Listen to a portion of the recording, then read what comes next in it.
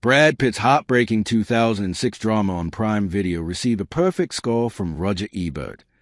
When Alejandro González Iñárritu's film Babel was released in 2006, beloved movie critic Roger Ebert, who passed away in 2013, wrote a review praising the film, which uses interconnected and international stories to draw a larger narrative.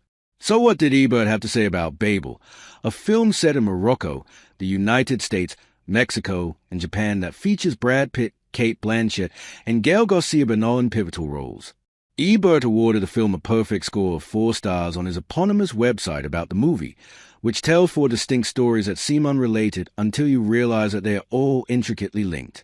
For example, the story involving Pitt and Blanchett's characters finds them on vacation in Morocco after experiencing a tragedy, but the children they left at home in California with a nanny end up in trouble.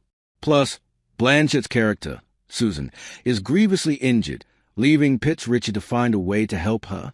After mentioning 2 of Iñárritu's 2 previous films, more on those in a second, Ebert concludes that this was a filmmaker at his best thus far.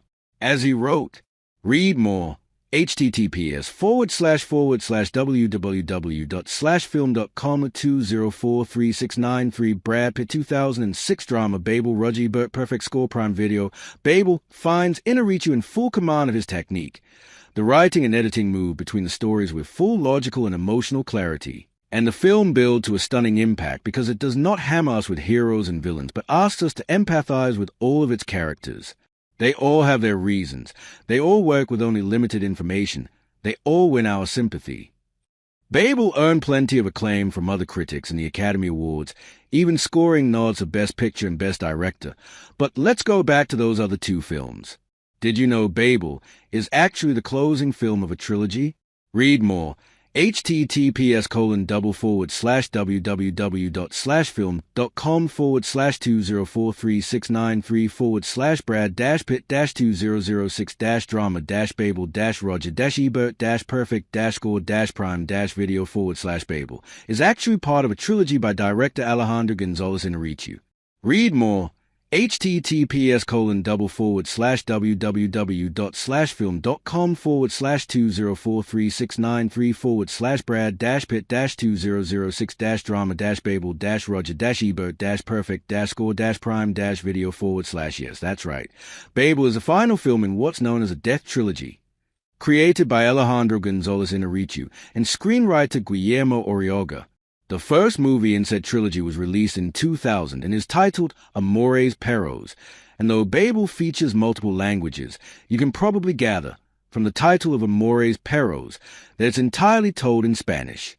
Like Babel, the movie is made up of vignettes that don't immediately seem connected but ultimately converge due to a car crash in which every single character is involved. Whether the people in question are trying to find a missing, beloved dog, having illicit affairs, or unhoused denizens secretly working as assassins, Amores Perros will keep you guessing about the character connections right up until the very end. Also, Gael Garcia Bernal plays a pivotal role in Amores Perros, just as he does in Babel. Read more. https://www.slashfilm.com/2043693/Brad-Pitt-20066-drama-babel-roger-ebert-perfect-score-prime-video/The Death Trilogy continued in 2003 with a movie that might be more familiar to most audiences than Amores Perros. Titled 21 Grams, which stars Sean Penn, Naomi Watts, Benicio del Toro, Charlotte Gainsbourg, and Melissa Leo. 21 Grams, which earned Watts and del Toro Oscar nominations, is yet another non-linear tale that connects at the end, focusing on addiction, a hit-and-run accident, and karmic punishment. Both Amores Perros and 21 Grams are absolutely worth seeking out, especially if you want to experience this entire trilogy, though you should probably check trigger warnings, as these 3 films are very dark. You may have gathered that based on the name Death Trilogy, though, in terms of Iñárritu's career, though the best was yet to come. Read more. https://www.slashfilm.com/2043693/Brad-Pitt-20066-drama-babel-roger-ebert-perfect-score-prime-video/Alejandro González Iñárritu made some of the most acclaimed movies in recent memory. Read more.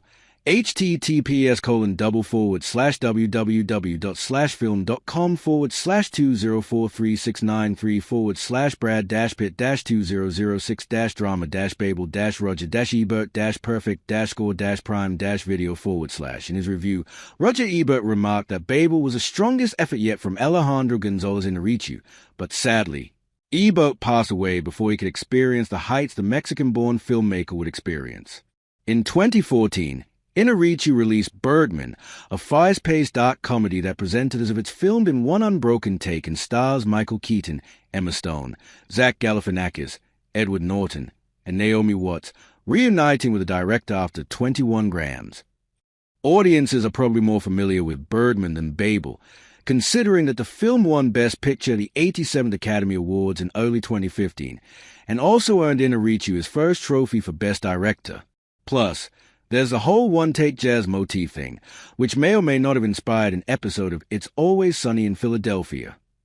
Read more.